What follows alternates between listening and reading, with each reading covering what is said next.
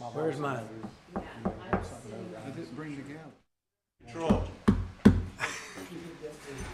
Okay, it's time. I'm gonna call the June meeting of the Beach Inlet Sound Advisory Committee to order. Welcome to everyone in the audience. We're glad you're here today. And yes, sir. And if you have any questions, we'll have a time for that a little later. It's been so long since we've been here, I had to think about what meeting this was. And so I'd like to first ask for an approval of the agenda. Make a motion to approve it. A move, second? I second. Second, all in favor? Aye. Thank you. And then we're going to have the approval of the February 20th meeting that I don't think we've ever approved because I don't think we've had an official meeting since then. So I would ask for a approval of that. Do I have a motion? So Move. Second. I'll second. All in favor? Aye. Thank you. It's approved. Okay, we'll go to the public comments. Seeing that we have no public, except possibly by Zoom or online, and they can't speak to us. So I guess at this point in time, we'll pass by on that. You should ask Alice if anybody signed up to speak. If they did, then we're going to chastise them for not being here. Thank you. All right, we're going to now call on Manager Darian for a current status of the shoreline protection projects. Good morning, thank you. Good morning. The Phase 5 beach project has been completed. The hauling and fill was completed on May 15th officially, and equipment was then demobilized from the beach through May 17th. The Gray Street beach access was reopened once the project was completed. The project consisted of placing approximately 636,000 cubic yards of sand along 18,500 feet of shoreline.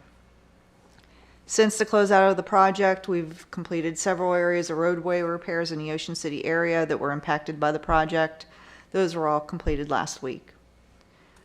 Also, since we last met, I coordinated a COATS cost share project with Coastal Transplants that ran through May into the first week of June.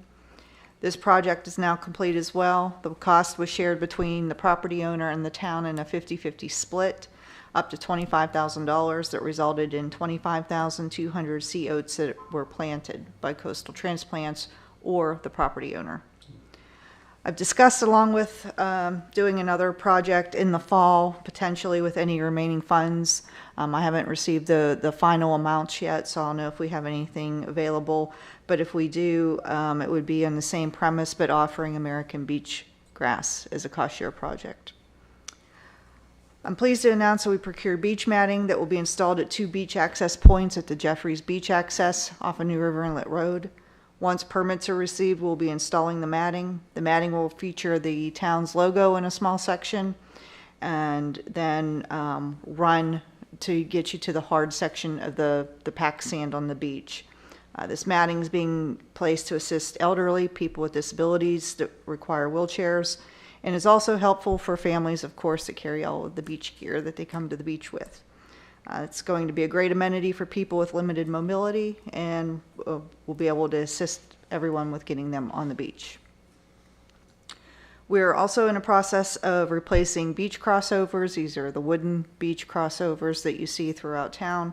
One is being completed this week, and that runs on Topsail Road at 10th Avenue. Once that's completed, we'll move on to the other one, which is also on Topsail Road, and then onto Seashore Drive.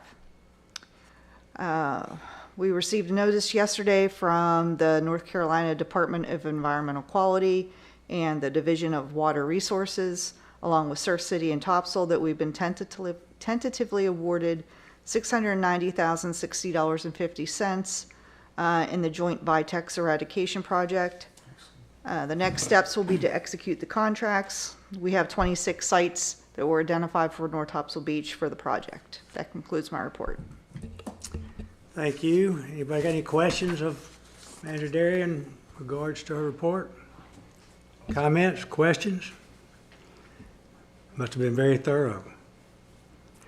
Okay, we will move to the next item on our agenda, which is, I thought we'd discuss an overview of the Topsail Beach tour that we took on May the 21st. And unless I'm mistaken, members Coltrane, Gardner, Benson, Grant, and Strother were in attendance. And if I missed anybody, I'm sorry, I think I did. And of course, Chris was there because he chaired it and did the hosted it. So would anybody like to have any comments or thoughts about their time there and what you saw and what you think about it? I just have one comment, and that is when we stood there at where Topsail and Surf City come together, and you look south and you look north, it tells you how glad and proud we ought to be that we're doing what we're doing now. Yeah. Because my goodness, I could not believe the difference when That's we're right. looking at that kind of stuff. And I would say for anybody, go up there at there and look and see what that's going to look like. And I think that's what our beach is going to look like in the future. But it was unbelievable when I saw what that looked like. For me, the uniqueness of that project in Topsail Beach is that the engineer built a dune in front of the primary dune was protecting the houses, and that new, I'm gonna call it a secondary dune, I don't know what the proper name of it is, but that dune is actually growing in size. We saw it had grown like 3 feet over time, and the source of sand from that, and I think this is what's so important about dune morphology, dune building, is that the wind blows the sand from the berm, if I'm correct, and the stems of the sea oak grass and the other beach grasses trap that sand, allow the dune to build, and the sea oak grass just keeps going up and keeps rooting out as new layers. It's like a snowdrift. Mm-hmm. That's Snow dune fence, that's collects the sand that's blowing off the beach during dry, windy times. Don't That's forget, what we don't hope. forget the third dune. And the third dune was starting in front of the secondary dune just because of the way the topography and the wind was. It's very impressive. Let's hope we're there in 5 years, 10 years. 5 to 10. Yeah. John? My question on, when we implement the engineered beach, the very north end, which is phase 1, would that be similar to what Grant was just talking about, the one by Surf City, or will it be like the engineered beach down towards the south end? Because it is south we're talking about, with the extra dune is forming and it's really doing its job real good down there. Further you get towards Surf City, it's still a secondary dune, but it just doesn't seem quite as big. It's more vulnerable. It's that tapering you were talking about. Yeah. Part of the difference up there is one that it's tapering back in. We're ending the project.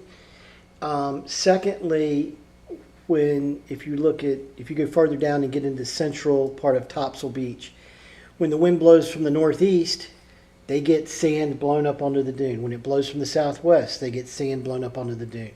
When you get to the Surf City line, there's only sand available from the southwest.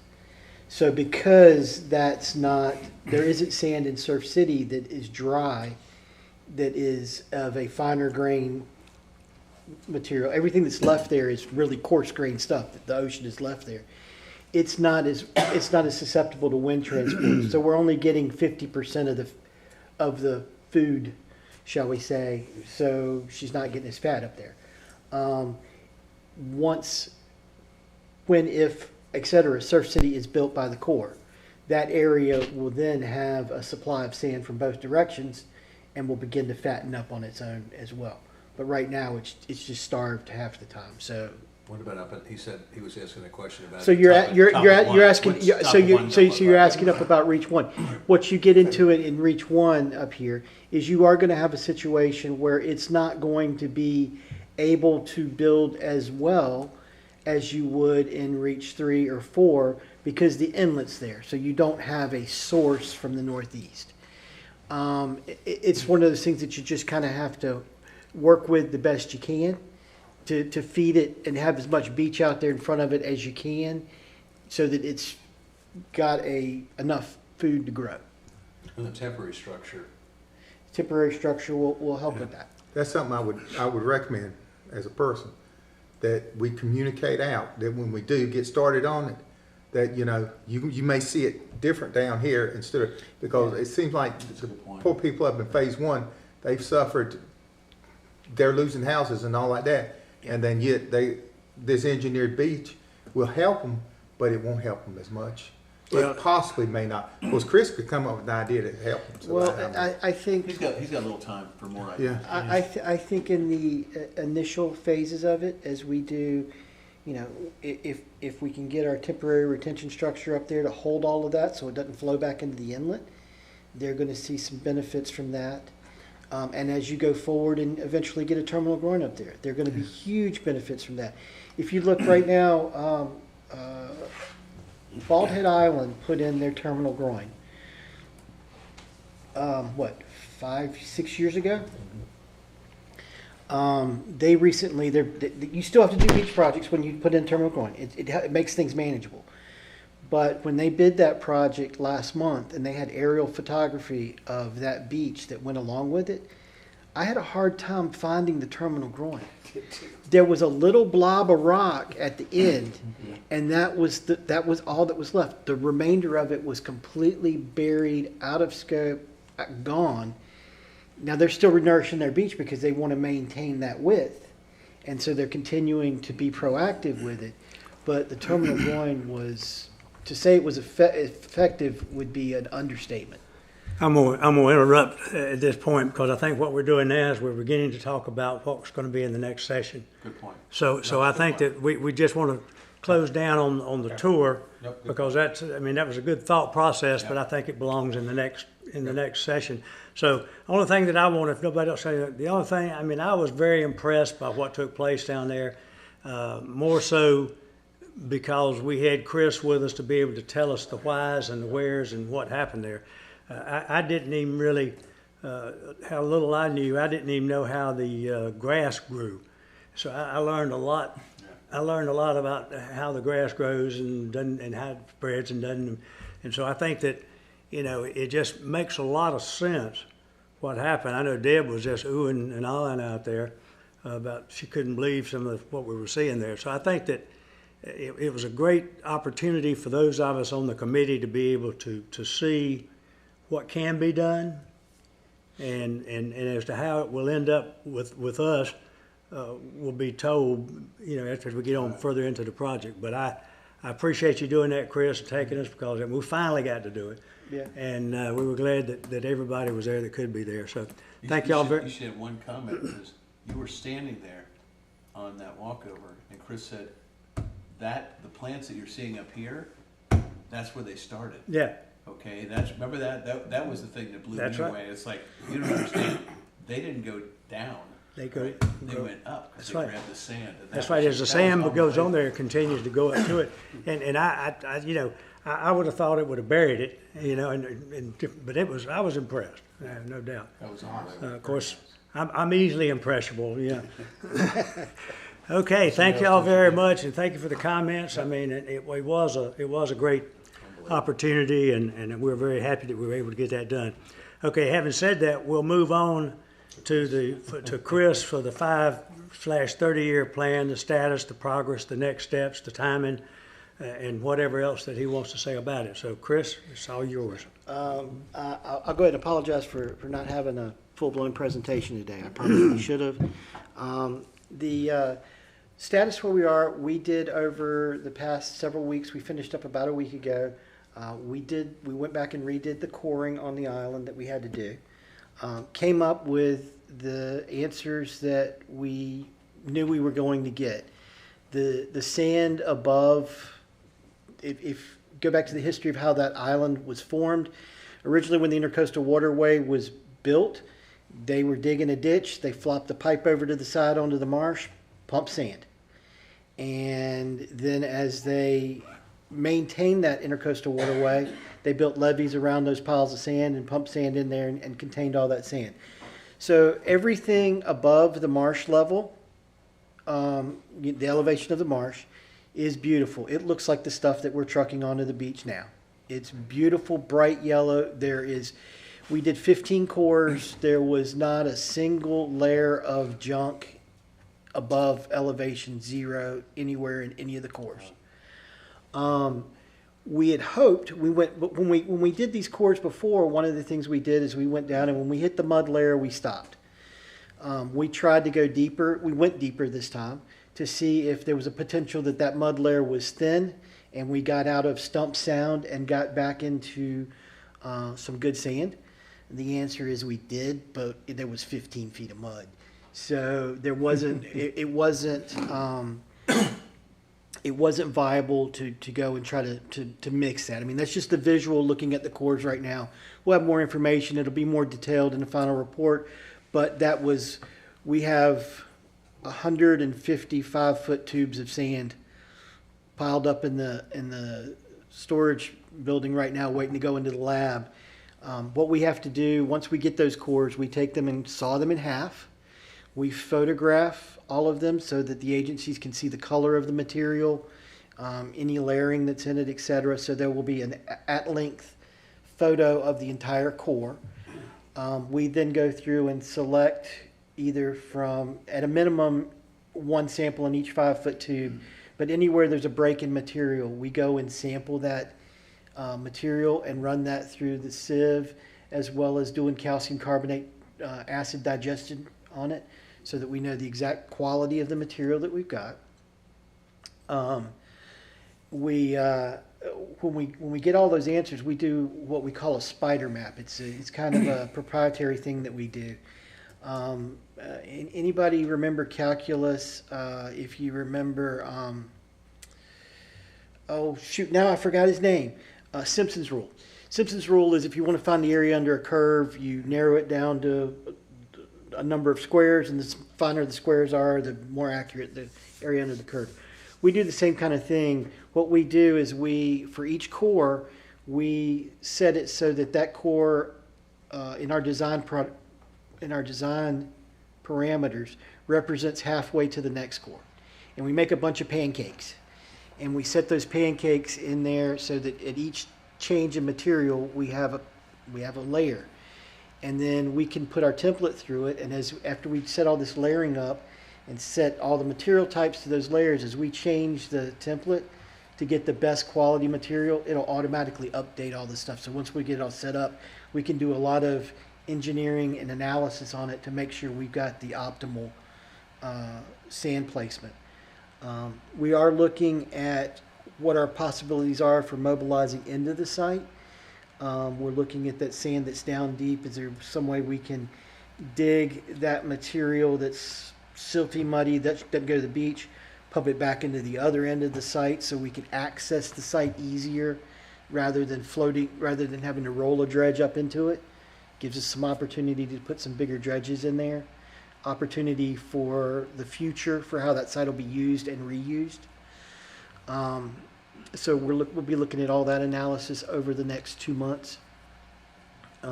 It will take us about 45 days just to go through the sieving and acid digestion and putting those base maps together to where we can start doing the engineering. Once we get, when we're 3 to 4 weeks out, we'll go ahead and schedule a one-stop meeting with the federal and state agencies, so that we're coming right off of what we're doing. We're not waiting another month or two. Our goal is to try to get this into a submitted permit and a submitted grant application in September. Wow. Possibly October, but possibly September. That's our goal. We're trying to do this as quickly as possible. What we'd like to do is get through the permitting process, and we'd like to put this out to bid in, say, March or April of next year. So less than a year from now. Less than a year from now, we'd like to put this out to bid.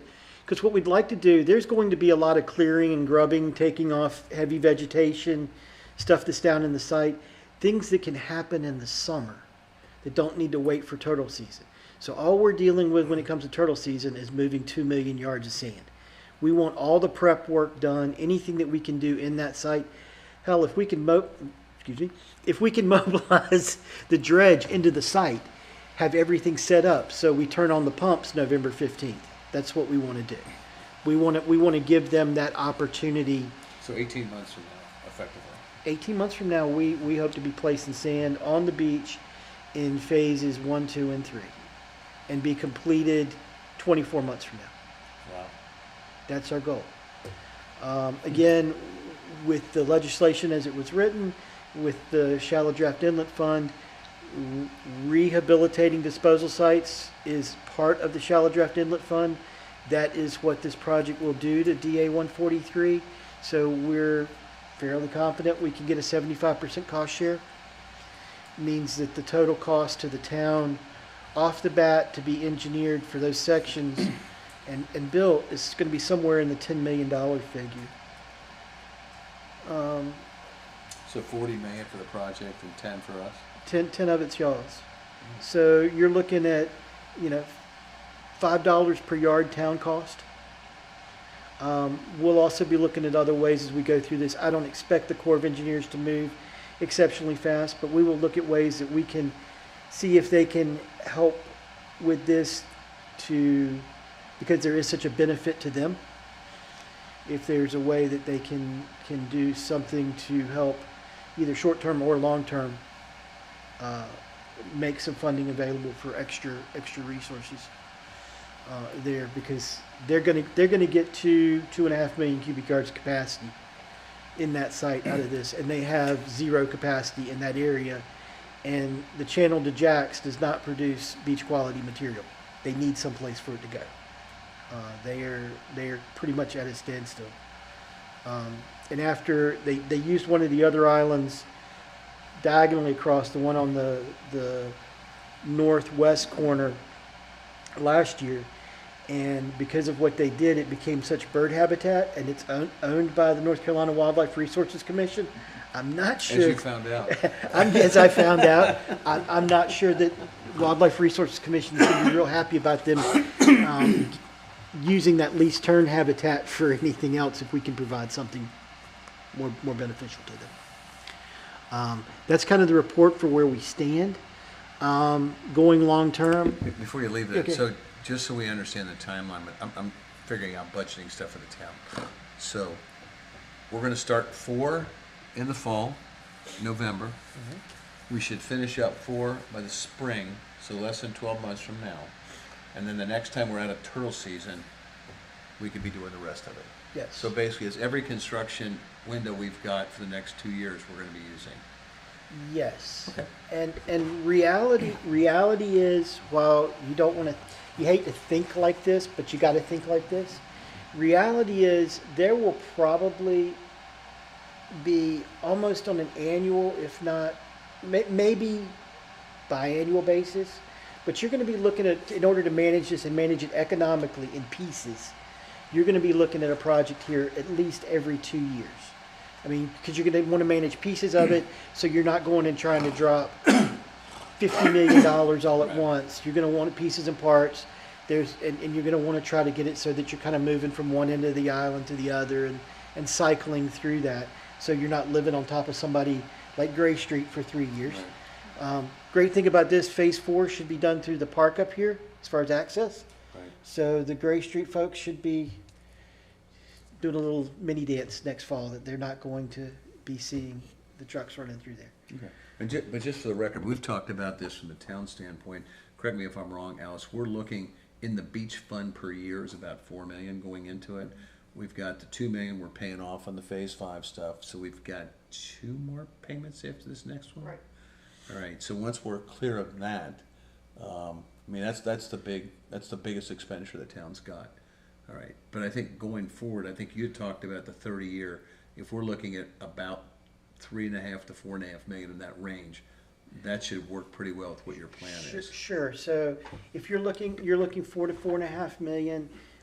Realistically, with all of the grants, you will be generating an additional 4 to 4.5 up to 13, depending on how What the where it's matching is. coming in. So let's just be safe and call it 6. You'll be generating 6 additional. So you're 10. You're 10 million a year. That is doable. It's right on the edge. Doesn't it count FEMA if there's a storm? FEMA helps with that tremendously. You guys have 11 point something managed beach. 11 point something miles of managed beach. Yes. Yeah, I'm sorry. I thought you were talking $1 million. No. Well, I was lost. That was in the numbers, not the feet. I was going That that. sounds about right, yeah. I was going that route. To manage a beach successfully in today's money is about $1 million a year per mile. That's Right, that's what you need So to we're right on the target. You're right on the target. You need to be generating, whether through your dollars or others' dollars, whatever, and that's without storms. That's where FEMA comes in. It's great. They plop you down a chunk of change that you can work off of and do more things match off it. of, and match and do all sorts of fun stuff with that one. But the goal for the town should be to be generating $1 million a mile per year, so that in some years you may not spend any. And they're going to be, and there are going to be boards that ahead of you, there'll be other committees and other boards that will look at that. Well, why are we sitting on this $45-50 million? Because it's coming. It's not an if, it's a when. And that's what we've had to deal with the shallow draft fund at the state. That thing got up to $80 million, and people were trying to pilfer out of that left and right. It's like, look, the fund is still so young at 11 years old. There are permits that took 5 years to get to even begin to operate out of it. You generated $16 million a year for 5 years with no possibility of anything coming out of it. But it's coming, and you need to be prepared for that. So again, that's at a state level. At a local level, you've got to do the same thing. And I think this town, if you'd asked me 5 years ago if you were going to be able to be doing this, I'd have been scratching my head. But you guys have made a real turnaround, and it's incredible what y'all are doing. And you guys have become one of my proactive clients instead of reactive, and that's good to see. And when we get 3 years out from now, 2 years out from now, when we've looked at the sand that we've put out of this island and put it on here, and you're able to look from one end of the beach and say nobody's putting their chairs in the water. When we can see that in 2 years, and it's hard to see right now, but when we can see that 2 years from now and look back, and then 5 years from now when we start looking back and go, do you remember when there wasn't any grass there? Do you remember when our crosswalks came out and ended in the water? And now, I mean, it's just like we look now and you see where the dune used to be, and some of the crosswalks that survived, and you see this big thing over a dune that isn't there. And you really, there are people that move into this town that are like, why the heck are those like that? And they don't remember.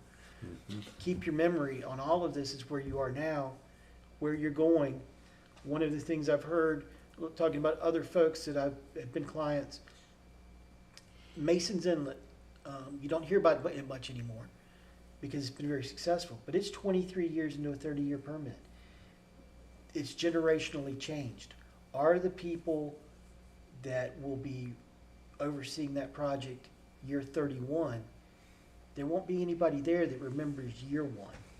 And so are they going to be as likely to keep managing it because they can't see what it was like? So keep that institutional knowledge as we go through this. And we'll do it bit by bit, and hopefully in 5 years from now, we'll all be fussing about how far it is to the beach. And just to point out something, and this is a lot, this has been good with Alice's leadership in this, the alderman made a decision a couple years ago to make the tough decision about putting money away for projects. And it's funny because I'm on the Onwassa board, it's the same thing there. They've got a fund balance of about $35 million, and people are like, why aren't you using the fund balance? When you look at the projects going forward, when you look at the borrowing rates that you're gonna have to borrow, when you look at that kind of stuff, you can't borrow your way out of this. So you'd be borrowing at 7, 8, 9%, you can't do projects. Mike was instrumental, and we put together the capital projects fund. So we're now funding this stuff and saying, we know we've got to put this money away. We know we've got to put money into the beach every year. We know we've got to have money for capital projects. okay? And trying to do it year to year doesn't work. And I know that the county's in the same exact thing. They're having to put money away because I forget what the number is, $350 or $400 million worth of schools they're gonna have to build. And so I think we've been proactive, Michael, in just saying we're setting up funds and that's where the money's gonna sit. Now, a future board may change that and say, well, we're gonna take that money out of there. But I know Mike and myself and the current board are like, we gotta put money in the beach every year, okay? And whether, to his point, if, in 2032, we decided this year we don't have to do anything because you still put the money away. Because eventually you're gonna have to spend the money and you've gotta keep the beaches in play, so. So Chris, best case scenario then, if everything goes according to plan, November 15th of 2025, you hit the switch, start pumping, reaches 3, 2, and then 1 in that order? Roughly. South to north is what he's Roughly, asking. roughly. South to north. So yes, we will come across, the plan right now is to come across the power line, go south, tie into 4, flip the pipe and come north and finish up at the north end. So we're running with the current and keeping everything we can as we go. And the last part of the project would be that temporary retaining There will Thingy. It'll be, have to be first, it'll have to be in before you start doing sand. it will be, we will leave some of that up to the logistics for the contractor, for what they want to do. It may be that they say, hey, depending on how we pay for the sand, it may be advantageous for them to put it in first. Or it may be advantageous for them to get dry ground to work on and put it in dry ground rather than in the wet. Okay. So that's going to, we want to leave a little bit of that type of logistics up to the contractor so that we get the biggest bang for our buck. Okay, that's the answer I'll give, because that's the number one question I get asked all the time up there is, when's the wall going in? It is a construction logistic, and we need to gonna leave be it up as to a the construction contractor. logistic, yes. Right, but it's not necessarily gonna be the last thing. It might be, but it might go in a little sooner. It might be the first thing. Right, but don't forget, the difference in this project is, all of it's gonna be done within 3 months. Yes, Okay, Yeah. that's what people forget is they're looking at this and saying, well, it took you this many years for 4, took you, Right. no. The way that we're doing it now with the dredges, what did you tell us, it's 2,000 trucks a day equivalent? right. So we're talking about basically November, flip the switch, and by February, March, You're it's all done. done. So 2026. We did Early. 1.3 million cubic yards. We're doing 2 million here. In Topsail, we did 1.3 million cubic yards between December 1st and February 27th. So it was 75 days to do 1.3. You're looking at 120 days to pull this off. And the beauty of this one, there's some complexities to it. The beauty of this one, I always say that the main cost in dredging, when you look at the different methods, What, Mo? is weather, and weather. Let me Right? write that down. If you've got to put a dredge out in the ocean, you can go ahead and plan on spending 50% more because they're going to be down 50% of the time, and they've still got labor and ownership. Sure. So this project, you're inside a disposal site. It doesn't matter if it's blowing 40 knots. It's not rough in there. Yeah. There's no boat traffic. There's no ships they got to move over for. The only thing that stops them from pumping is mechanical. Okay. So this thing will amazing. move quickly. Once Right, it so starts, my other question is, they're dredging the New River almost every day out there. Any indication from the Army Corps if they're gonna wanna pump this winter again? yeah, they're on schedule. They said that at the quarterly, Quarterly, long-term MOA, The- quarterly meeting? New River Crossroads was on schedule for this winter. For how much? So like they did a year or Yeah. so ago, they're gonna run the Not, pipe? not and- another 100,000 again. Something. Oh, it's that much? Because it was smaller than that No, it one was, time, wasn't it? no, it's No, 90, we had a big one, but I thought before that they were smaller. estimating 90,000 cubic Yeah, yards. they run between 60 and 100 is Okay. what, Norm. that's the norm. That project was a little over 100 last go round, but part of that went into the disposal site because it was channel to jacks material. I think they're trying to trap it before it gets up in channel to jacks That'd be awesome. because they don't have, once it gets up in there and gets mixed in with stuff coming downriver, yeah. And they could put it out here on the beach, But you guys would probably be complaining about the smell. Be happy with the sand you got, but you'd be complaining about the smell the first go around. right. Little bit of shrimp juice in that stuff. Thanks, Chris. In answer to Steve's question, the side cast dredge in the inlet that you see, it only casts the sand to the side. We've only had a hopper dredge, the Murden, in here one time in the last 5 years. And the hopper dredge picks the sand up from the bottom, and then it drives it, the dredge itself moves out of the inlet and goes down about in front of the reef, near shore as it can get, and it opens the bottom of the dredge, and all that sand falls into the near shore by the reef, and then it gets into that surf zone. But we hardly ever get the Murden. We always get the Merritt. So your answer to your question really is that we're not going to be taking sand out of the part where you're seeing it being dredged now for the beach. Yeah, I know that, but I'm just thinking they pumped the river, what, 2 winters ago? Right, yeah. That's They're gonna what's do that again happening this this Yeah, year. it's typically every other to every third, just Yeah. depending on budgeting. Budgeting's been pretty good. What did they change the name to? It used to be earmarks. They got rid of earmarks, right? It's And in the work plan. Right, but they call it now, it's community involvement projects Oh. is the technical term in DC. What it is earmarks are back. Earmarks are how the money for these shallow draft things come. Congressional representation says, look, we need this money, and it gets done, and it gets added onto the work plan. So, I'm sorry, go ahead, Mike. So I have a question and a comment. The timeline we've just talked about again and in the past sounds to me like we're going to have spatial obligation bonds to have enough local match in 2 years, because we're not going to have the Phase 5 paid off for 2 years, you said. So we're going to have to sit down and work through the timing and really solidify what the grants are, the timing of that, and who's making application on the grant. So that's all something that has to be worked out still.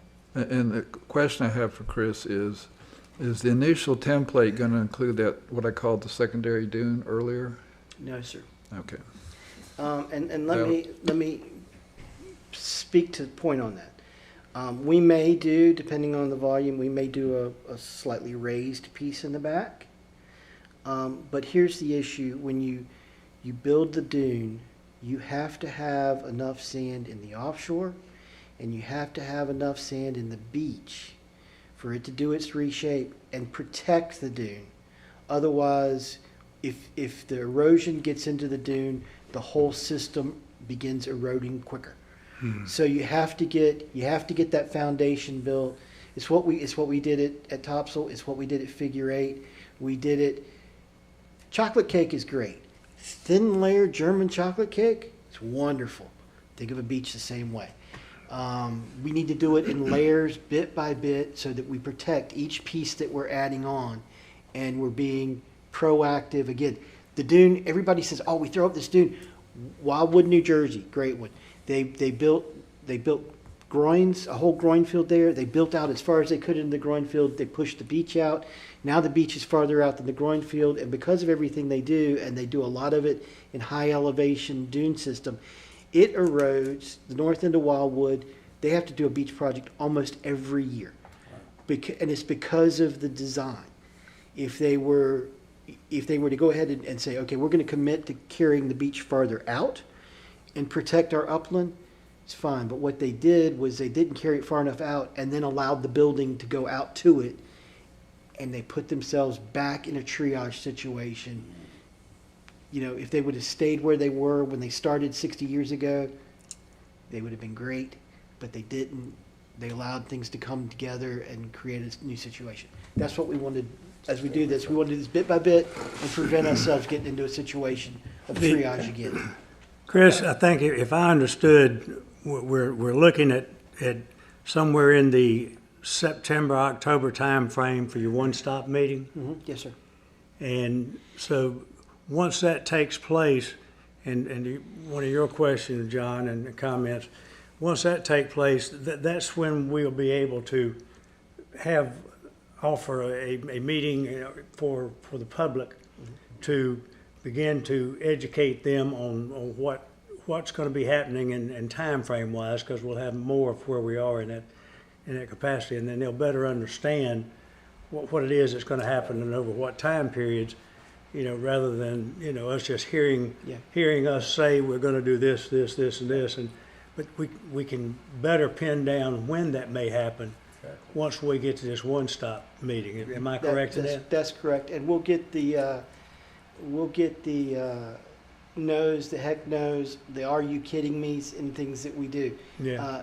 Anything that we get as a maybe is like that's a rubber stamp. You never get a yes on anything when you go into the one stop. Yeah. So we'll parse all that out with where we go, where we need to go. If there's any modifications to the plan we need to do to make sure that everybody in this is taken care of.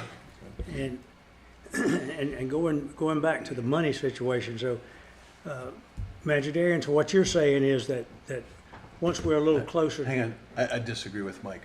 We have the money in the town. We're not gonna do special obligation bonds. The last time I looked at the town balance on this, we had over $30 million. Okay, so I think we'll take a look at it. We'd have Doug Carter and stuff look at it. But I've looked at the number. We may have to move it between funds and stuff. But my personal opinion, I think it's very, very unlikely we'd have to do special obligation bonds. Because also remember, we're building up the beach fund every year, right? We've got, even in the current budget, you're talking another $2 million going in the beach fund. And Alice, I don't know how much is in the beach fund right now, but. And that's in addition to what we're paying already. Yeah. So that's not the same money. No, we've got, Okay. we're getting about $4 million in right now. We're paying about $2 million out for the other one. So we're adding about $2 million. And we've been building up the beach fund, Alice, for the last couple of years anyway, correct? When that money goes into the fund, it doesn't come out for other stuff. So there'll be conversation had by those, Ivy, that are better. Right, what I'm saying is. That's really not a discussion for this committee in Okay. particular. I'm just saying, so- before we start down the special, the comment, and Going down we a can rabbit agree hole. and disagree on stuff. I'm just saying, my last look at this stuff, and we'll talk about it in our Alderman meeting next week, in terms of the money we need is, we have the cash available to do what we need to do, and because of the planning this board has done over the last couple of years. Well, Because we're putting money away for projects. We just don't want to see you hold up the BISAC committee. No, but understand, if you're talking about something like, if you're talking about special obligation bonds, you're going through a completely different process to Yeah, get money. yeah. All right, and you're doing a whole different type of thing. And because of, and like I said, I think this was at a public meeting, I asked Caitlin some time ago what the cash balance was, and it was over $30 million. Now, part of that was the phase 4 money that we got. All right? Well, and of course, But that's not we're putting our- money away for projects. And I understand it's not, our problem maybe our problem, but it's not for us to deal with. But I just it's most likely that we're going to be okay either way to be able to move forward, if whichever way we have to go. As Alice said, I think that's for the board to take a look at. No, I'm sure, And but I'm just saying, I'm as just- a board member, I'm confident that we can take care of these projects. I'm not looking for a vocal. I'm just looking for a nod. Yes. I'd like to ask one more question. I know some of how our engineered beach is going to work depends on what's out in the ocean, what the bottom of the ocean is like there. I know going up and down the intercoastal waterway and stuff, sometimes you try to throw out your anchor, you get rock. You can't anchor your boat. You go down, you get rock mud. Perfect anchor. That's what I'm trying to say.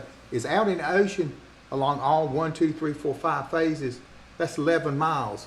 Is it similar enough that there's not going to be that much of a difference in the way the engineered beach is going to perform? I know you've determined all this. There are going to be performance differences in areas.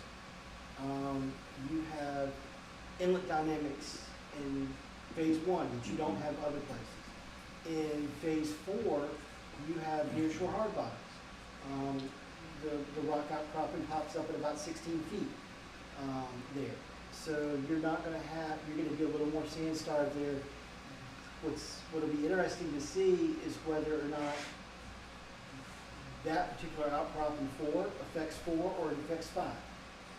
It all kind of depends on which way the sand flows. It may not affect directly behind it. It may actually shelter it. All of those things are things that you can try to, modeling is not to the point, AI is not to the point that you can make a true prediction. You have to look back at what you've done and do adaptive management as you go. Write down estimates are not the same as actuals.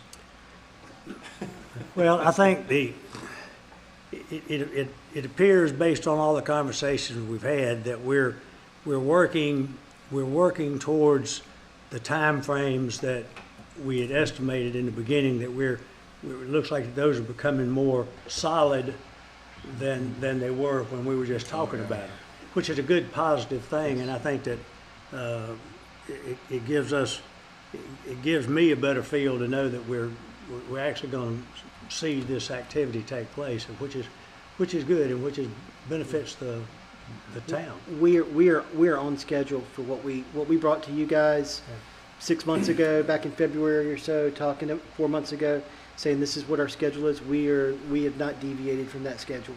Well, I feel really good that we've made some tremendous progress since this committee has been formed, and I think that, and I give kudos to Mike and everybody that had a part in getting this committee formed, because I think I don't know how long it would have taken to gotten to this point if it was just the board having to deal with it, because we've been able to spend a lot of time that would not have been able to have been spent with the board, and it would just been one or two of you that had been trying to make it all happen. So I just think it's been a good positive thing, and I feel real solid about what y'all have done as a committee to be able to get us to this point.